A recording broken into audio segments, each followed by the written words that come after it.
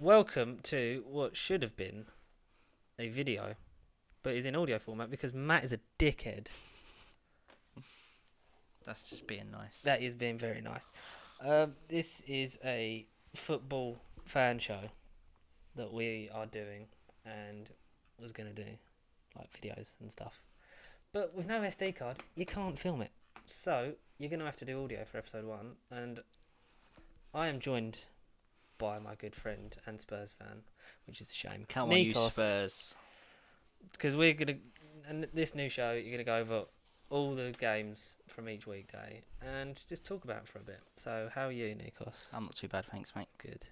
How do you think your transfer window went? It could have gone better, but we made a couple of signings, so that's an improvement from previous years. Some good players come in. Just got to see how some of them improve. Are they all the players that you wanted?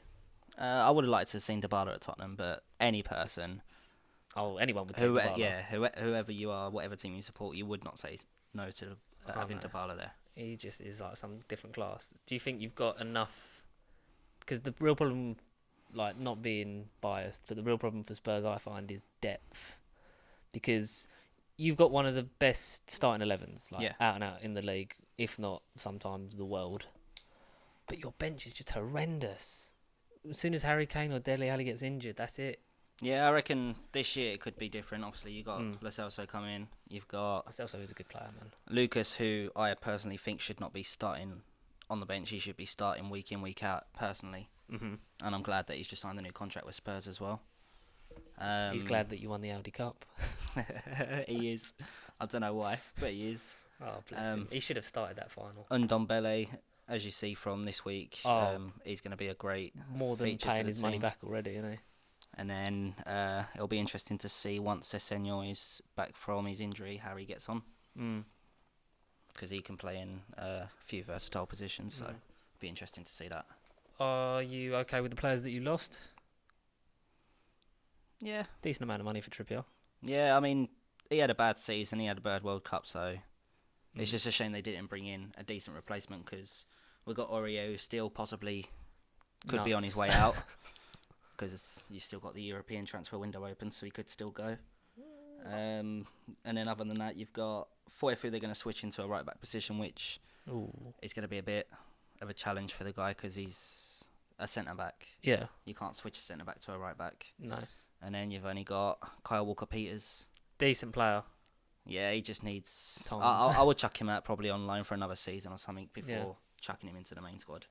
But he could prove me wrong this season. He's proved he can play. Yeah. I think he's just, like, if anything, he's young. He needs that experience. He needs just minutes, really.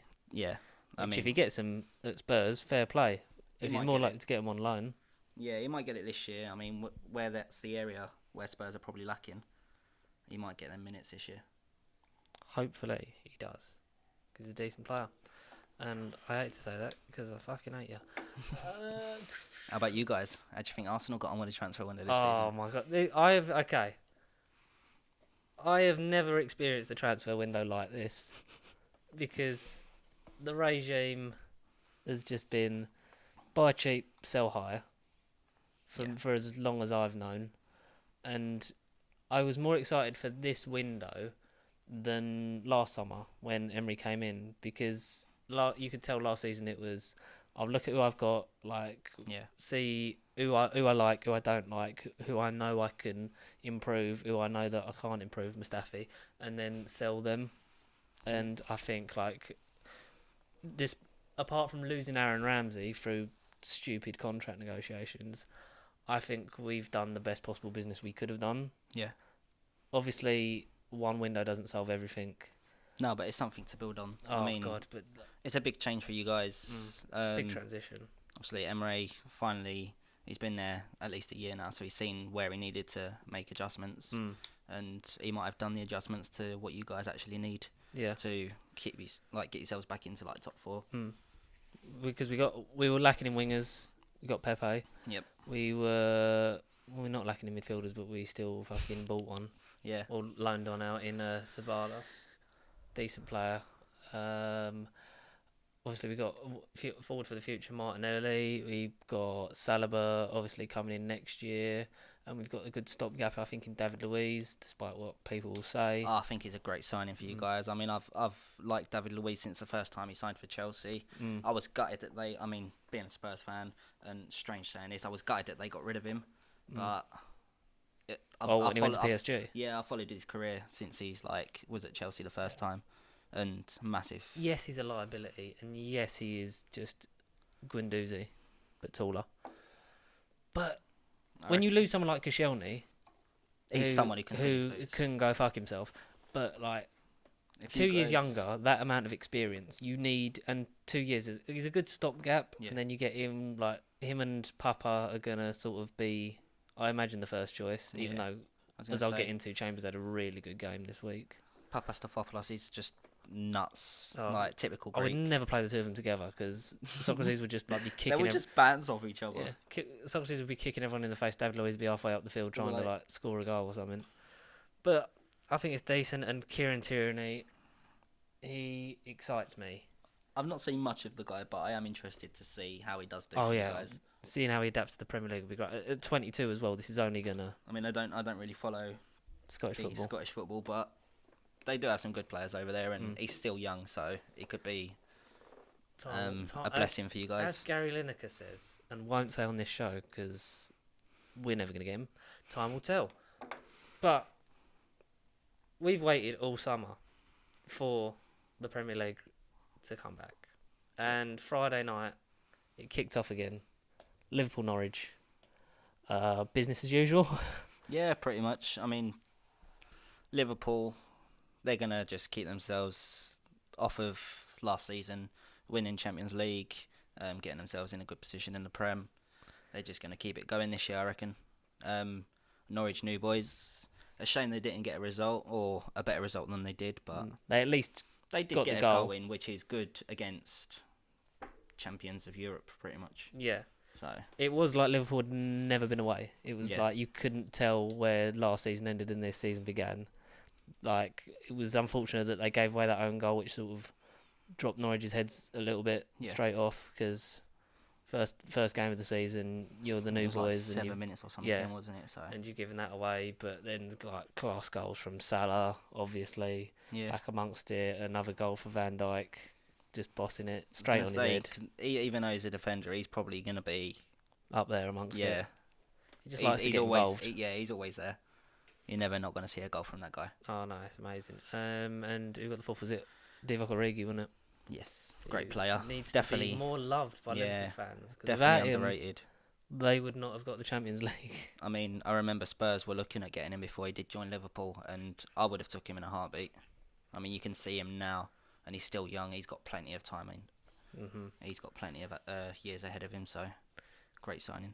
He is. And with that kind of laid down the gauntlet for City. Yes. Which they answered in record time against West Ham. And the funny thing is, before that game, West Ham fans were like, yeah, this team looks beatable. Yeah. They were anything but beatable on Saturday.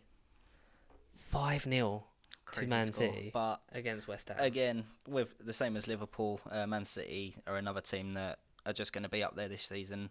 They're the two teams for any other club that wants to be top 4, top 6. Yeah, that's what they need to pinnacle you're aiming for, really. Yeah, they need to be beating these two teams. It might not be easy, but that is where your challenge is going to be. I think it's going to be... Do you think it's going to be a 2-horse runaway race again? I reckon it's going to be a bit more open this year. Yeah, I'm hoping for that. I reckon it will. I mean, Chelsea might be able to balance themselves in it, but I'm not sure because they've lost a few players and they've not been able to sign anyone. Yeah. Spurs, after they've got their players adapted into the squad, you've always been around the third place sort of mark anyway. I mean, they might be able to. They might just scrape it. We'll have to see how that goes. Arsenal, with your signings, you guys could probably push 4th, maybe even 3rd this year. Could even go higher, depending on how the results go. It's just it's so unpredictable. What about United? Do you reckon they'll be around it? I'm not sure. I mean, United, they're just a hit and miss at the minute. I mean, they've got a massive history, so that's never going to be took away from them. But the last couple seasons, they've had their issues, whether it's been through management or players. Yeah. There always seems to be sort of something that's a problem since Fergie left. Yeah. They just sort of like they'll click for a bit, but there never seems to be that constant of like with us grinding out results. Has always been our thing. Like when you're not at your best, but you can grind out a 1-0 or 2-0 win away from home. Like that's the game that sort of defines you more as winners. Yeah, definitely. Like you can blitz teams 4-5-0 at home like all the live long day, but if you can be at your worst but still get the result, like your City, like your Liverpool, like arguably you lot last year, because as annoying as it was, you still managed to, even when you're playing crap, win 1-0, 2-1, like come back. I was gonna say they did scrape their results sometimes, and that's what you need. You have to. It doesn't matter if you're not performing 100% every week, as long as you can scrape that final result, and that's in your favour for the table and the points. That's what you need. Yeah. There always is a bit of luck involved, and I think with United it is just so hot and cold. Yeah, I mean, it used to be Fergie time, now they've got to find a new thing, haven't they? Yeah. Ollie time. And that's the thing, do you think Ole Gunnar Solskjaer is the right man for the job? I'm not sure, because he's not got much experience behind him. I mean, he was a great player. He was, but do great players make good managers? This is something that we'll have to keep assessing in the future. I mean, we've got Lampard now. We'll have to see. I mean, he did do a good job with Derby, but is he going to be able to do something good with Chelsea? Jump, but that is a conversation for later. Bournemouth 1, Sheffield United 1. Great result for new boys Sheffield United, straight up to get the result. Shame they didn't get a better result, because from watching that, I think they could have scraped a win out of that game. Yeah, it was a bit scrappy towards the end, and the goals were a bit sort of just like you said, like FIFA moments, where it's just like all bodies on the line, just like spamming the button, just it bouncing off of everyone. Like even I think the was it the Sheffield United one that it like bounced off of just like one of the arms back onto a player's like foot, and just ridiculous. But Bournemouth, I think they're one of them teams that are dangerous and can get sort of the ugly result, and I see them around like sort of a 8th, 9th sort of thing. Yeah. That kind of thing, because they just what Eddie Howe's doing with that team and with that money, I think it's good, and I'm just glad he's not our manager like everyone thought he was going to be. Burnley 3, Southampton 0. Was this a surprise for you? Because Southampton are always sort of I mean, a bogey team for everyone. Really. I would have probably chucked that as a draw personally, but Burnley got themselves a result out of that, and to start the season off with a result like 3-0 is just, for any club, whether you're new, old, or just definitely a good result for them. Fantastic result. Great goals as well, well taken, and they just sort of, it started off like the game sort of was a bit slow to start off with, but I think once Burnley got that first goal, it sort of settled them, and then they sort of like were just playing this free flowing football and just like picking Southampton apart. Yeah, definitely. Like at times, because there were times when just like Southampton just weren't switched on. Yeah, they just looked a bit sloppy. I mean, that could be something that they might fix ready for the next game.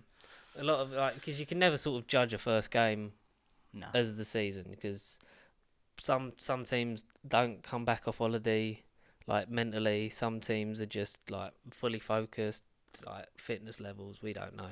Yeah. But one of the boring ones, Crystal Palace Everton, was it was more of a fight than really than a football match. He had like a few like high tackles, some VAR moments, like going for red cards and stuff that weren't given, but Schneidlin with a double yellow. I think Schneidlin was unlucky to get that against him. I mean, first tackle, possibly a warning. Depends. Second one, I think he was just late in, because he just caught his ankle because it was the follow through of going for the ball. Yeah, I think unless it's malicious, a lot of this is going to be down to referee's interpretation, I think, because it's just one of them things, like with VAR results. Yeah, I just don't want VAR being milked this season, because that's just going to upset me. Don't worry, we'll get on to that. Watford 0, Brighton 3. No, that was a shocking result. I would have had Watford on this all day long, because they've made some great signings. They broke their record for that winger whose name escapes me. I know they signed Danny Welbeck. I can say his name. I'm just shocked. Sort of had that sort of. They've had that flow of money. They've bought in great players. Yeah. But they just, were they there? Were they all there? Were they awake? This feels like a weird episode of Match of the Day. I don't think they was expecting it. Yeah. I just think they started off the season, and I don't think they were fully mindset that they was actually starting the season, they probably thought, we're still in pre-season mode or something. Yeah. And just didn't. Still on the beach. Yeah. I mean, it was quite. I mean, Brighton as well, because Brighton, they can get they did get good results last year, but it was just sort of like of a team to play that well, because especially the new boy. I don't remember that one, but he took it round Ben Foster for the third goal. That was a great goal. Like literally, like the defence just shut off, and it was just like just one through ball took out about 6 players. Yeah. Straight onto him. Great first touch. Dinks it round Ben Foster straight in the back of the net. I mean, what a way to mark your debut. That's madness. Really. But speaking of marking your debut, your boys, Spurs 3, Aston Villa 1. What did you make of this game, Nikos? Well, Tottenham did do something asking for predictions on Facebook, and I did predict 3-0 Spurs or 3-1 with a sloppy goal. I saw that, and you got that bang on. It was exactly that. Sloppy defending. Danny Rose, don't know what he was doing. Just let the guy one knows what Danny go Rose for does. it and just went for the goal. And Ndombele really impressed me. Great first goal. That goal out of nowhere, just that's any player for any team. That is the sort of goal that you want to get on your debut. So really good. And Kane showed himself. He got 2 goals. I mean, one of them was a bit sloppy, but the other one was a pretty class goal. Yeah, the third goal was great, and he doesn't have a problem with scoring in August anymore. No, yeah. So let's just hope that he can pick up where he left off last year. It's going to be a tight race for the Golden Boot this year. Who would you say at this early stage is your money on for, let's say, like the top 3 strikers? Kane could be up there. I don't think he'll get it this year, but he could be up there. Sterling, I reckon, could be. Well, especially I'm not a big fan of him, but I reckon he could be somebody that people do need to watch. I mean, he has been that sort of player anyway, but this year I think he's going to shine a bit, and I'm not happy about that. Yeah. I can't really think of anyone else that I can stand out. Salah last year. Salah, yeah. I mean, last year he had a good season. I'm not sure if he'll be able to continue that this year. It depends how Liverpool approach everything, because they've got players. What's their priority? Yeah, that's what they need to adjust. He could I be would up say, there, though. like, obviously, biasly, Aubameyang, because he scores goals for fun. I'd love to. I mean, I was gutted when you guys signed Aubameyang, but I'd love to see him up there because I think he's a quality player. The same as Papastafopoulos when you guys signed him.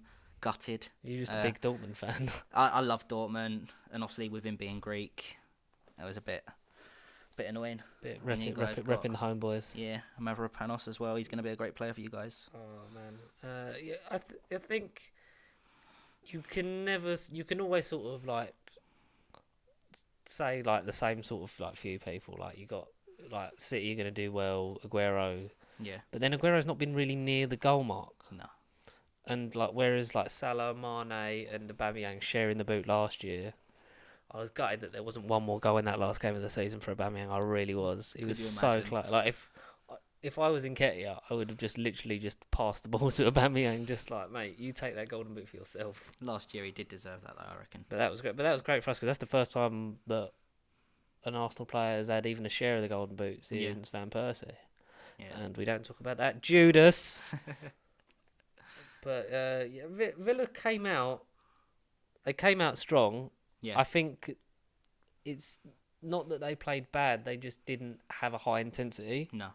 And you lot sort of came out a bit sort of like, underestimate them a bit. Yeah. Because you sat back a bit too much. That's the problem with, I think, a lot of Prem teams with the underdogs. You just underestimate them. And, I mean, you see last year's results with some clubs. Definitely. We were notorious for that. You wouldn't expect some of these clubs to come out and get the results that they got. We needed like a win from 5 games to get Champions League football, and we lost all of them.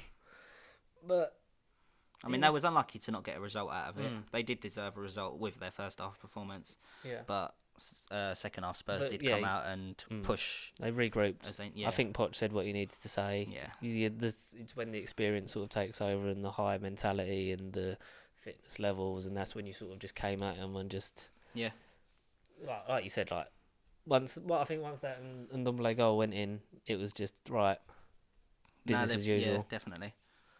They had that little guide. That goal got them back on level terms, and I was like, let's push it. You waited a bit near the death, 72nd minute. Yeah, wasn't it? It was a bit late, but better late than never. Oh mate, yeah, a win's a win, and what do we have? Sunday, we got Leicester and Wolves, and our first sort of main incident of VAR with Wolves having a goal disallowed for handball. You have said like earlier that you don't want VAR to be a main Yeah, I sort don't want of it being problem. milked. Do you think that that is the possibility with it being its first season? Yeah, definitely, 100%. You're gonna have players just any incident that happens, whether it needs VAR or not, they're just gonna point straight to the ref and signal that VAR needs to be checked. Do the square and do that. And it's just pointless. I mean, refs are skilled in their jobs, linesmen are skilled in their jobs, so they're paid to do a job. They know what they're doing. They don't always need to rely on VAR. No. I mean, if it's something that's like they're not too sure about, then yeah, go VAR. But if you're 100% sure as a ref, then you stand by your decision. Yeah, 100%. Do you think he made a mistake with calling that goal off? 100%. Because it was a Wolves player hitting the ball into the hand of another Wolves player when essentially they're sitting about as far apart as we are now. Yeah. And there was no raise of the arm or nothing. There's no intent. Like, you don't even have time to get out of the way of that. And a lot of VAR is down to interpretation, and you've got to go with the ref's opinion on that. But I think there's a lot of teething problems that they're going to have. Like, they had a lot at the World Cup. Yeah, because that was the first major thing that had VAR. And now it's going on a league basis. It will only get better as refs become more experienced with it, as people work with it, as the technology develops and grows. I mean, who knows? VAR could even decide who actually the winners of this year's Premier League's going to be. Oh, can you imagine if it was down to that, like the last day, last minute, and it was a VAR? Know. It could come to that result. What was it for? It was for the VAR check for the Tottenham Man City game in the Champions League when like City got through, scored that goal, and then it was like, oh no, it's them moments like they're great. They're great moments. Like, because you can't argue with an offside on VAR. No, because that's done and you've got the footage there that just proves an offside. Yeah, you can make a case in point for handball and stuff like that, but a lot of that is just down to what the referee sees. Newcastle 0, Arsenal 1. We equalled our record of away clean sheets from last season. One clean sheet. I'm just happy that I honestly thought it was going to be a draw.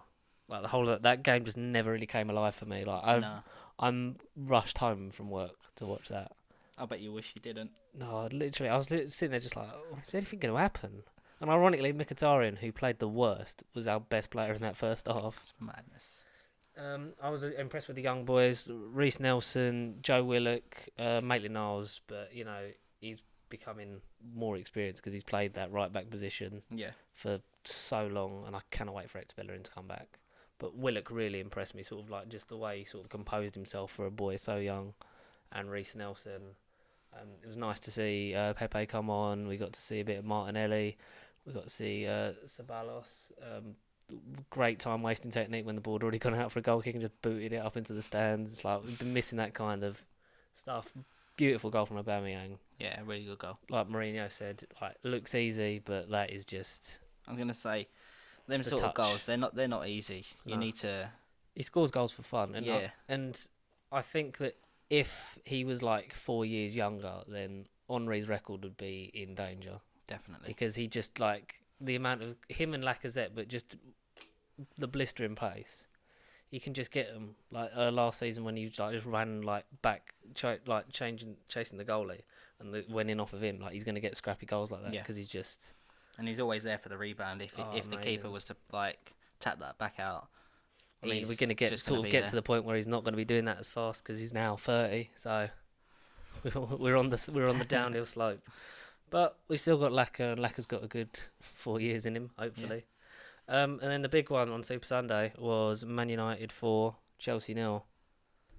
No, I think an undeserved result. Yeah, I mean, I would have put it down as a draw myself, before the game started, but I don't think that result reflects the game because I'd say definitely the first half. For the majority, Chelsea were on top. Yeah, definitely. Like, especially they came out strong. Like, they went with youth. You got your Tammy Abrahams. You got your Mason Mounts. You got all them players. And I liked Mason when he was at Derby, so I was quite happy that they did actually play him.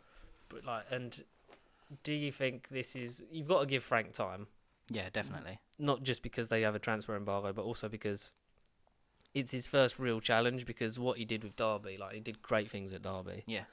And I've been very hesitant because I think this is not a good career move for him. No, I mean, you're going to the club where you're pretty much a legend. You don't want to be tarnishing your reputation. Your first proper. I mean, Derby was a proper manager's position, but your first big manager's position.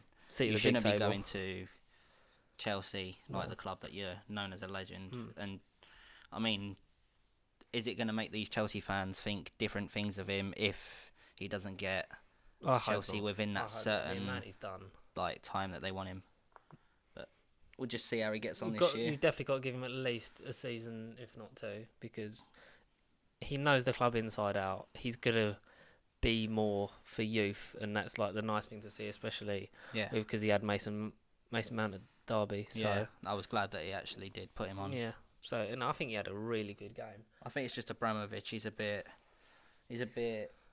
cutthroat, really. Yeah. If he ain't getting the results as quick as he wants them, that's it. He's just literally getting that person out and getting someone in. Well, like Ollie said, it is a results-based business. Yeah. And that's the thing. But you just sometimes, if you want, you've got to wait. You've got to wait through like the bad times to get the good stuff. Because I think if you let Frank build a team based on youth, in akin to the Manchester United team of back in the day, of you can't win anything with kids. Yeah. We know it's doable, and there's really no man who would know those players better than him. But I was say the youth of today needs to be given more of a chance in any club. I think that's arguable for all levels, isn't it? I think from grassroots upwards, you need to I think the FA need to create more opportunities for the young players and sort of give them a bit of a drive, because they feel like once they've just signed for a big club, like they're on however many thousands a week, so they don't care. I mean, I remember a good few years ago, money was nowhere near as big it is in football that it is now. No. It's a shame that it has turned into a business more than a passion. Yeah. But like with Man City doing the same thing as Chelsea, but they only get a £315,000 fine. That's crazy. I think that's disgusting. That's absolutely crazy. It's just I think football as a sport will die if you keep doing that, because if you've got to have money to be in it, you're going to drive out the ordinary folk that keep you in job every day. Yep. That's not good. I think United, once they got, I think, the second goal, that's when you sort of thought, game over, because they sort of started to hit a stride. It was was it a penalty, do you think, first goal?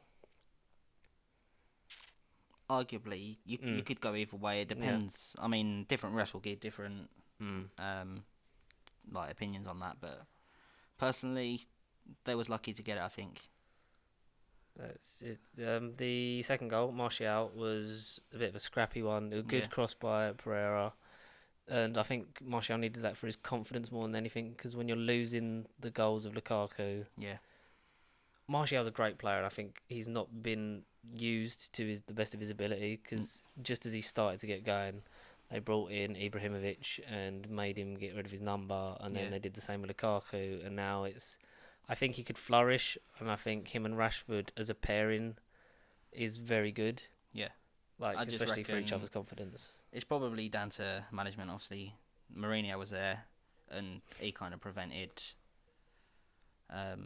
any sort of progress, really. Yeah, so... And Van Gaal. Yeah, and Van Gaal, yeah. So with Solskjaer there, he might actually allow Martial to show what he actually can give to the Prem and to United. Yeah, and with Solskjaer being a striker, I think he knows what it takes to make a good striker at Man United. Who was your player of the week? It's going to be a biased choice from me, but I'm going to have to go for Ndombele. Because that goal. I mean, that goal was just great, and for your first big game in a new club in the Premier League, I mean, Premier League is completely different to any other league in the world. So I think he done pretty well for us. And is he going to be a fan favourite? He could be. It just depends. Is he your favourite? Nah, I'm gonna have to stick with Lucas Moura as my favourite at Spurs. I mean, it has changed over the last couple of years, but Moura is definitely underrated at Spurs, and he needs to be given more game time. Okay, so that's understandable. My player of the week this week is Mason Mount. Because as much as Chelsea had a torrid game, but I don't think you can. It's, if anything, a wake up call. Yeah. Like 4-0. I don't think they deserved it, but they didn't sort of have the teeth in the final third. But you can't argue with this young lad just going for it. Like, he just sort of seemed to have the drive, the heart to do it. Like, he was just like playing great passes through, taking good shots. Was unlucky not to get a goal, as was Tammy Abraham. Yeah. As was most of that Chelsea team. And I just think, he's just going to be a really exciting player to watch this season. That's the good thing with these younger players as well, because they've got. It seems as if they've got more passion behind, like when it comes to football. I mean, obviously later on in a career, a lot of these players are going for the money now. But where he's still young, you can see that he's got passion for the sport. So that's what. Well, definitely for the foreseeable. Yeah, that's what these players need. But that is fantastic. If you want to let us know your player of the week, how your team did, or anything else, you can email in or send your videos to pastysheepproductions@gmail.com. Put Dead Air Specialists in the title. Follow us and tweet us on Twitter, obviously, at pastysheep, and you got the Facebook page and Instagram as well. And if you want to be on it, give me a shout. And hopefully we'll have video next week, because as soon as this is done, I'm going to go to Matt's house and burn him. I'll just burn him alive. No, I'll just hit him with the camera a couple of times, going, "Why don't you put an SD card in, you bastard?" That sounds pretty good. I can't think of. Just make sure you record it so I can see. Oh yeah. Oh no, I'll do it, but I won't put an SD card in. God's sake, that has really annoyed me. But if you've enjoyed this thing, and if you want more of it, let us know, and hit us up in the comments with who you think played well, and if you have a person of, do you have a player of the week? And it'll be exciting to see when Spurs vs Arsenal. Yeah, when is that? That's very soon. It's very soon, so I want to it'll say be like interesting to see me and George sitting side by side, giving our opinions. We'll on see that who's game. crying. It'll probably be me. My life peaked after Lucas Torreira scored that goal last year. We'll see how things go. Thanks, everybody, and good night. Good night. Or good morning. We don't know what time it is. That's true.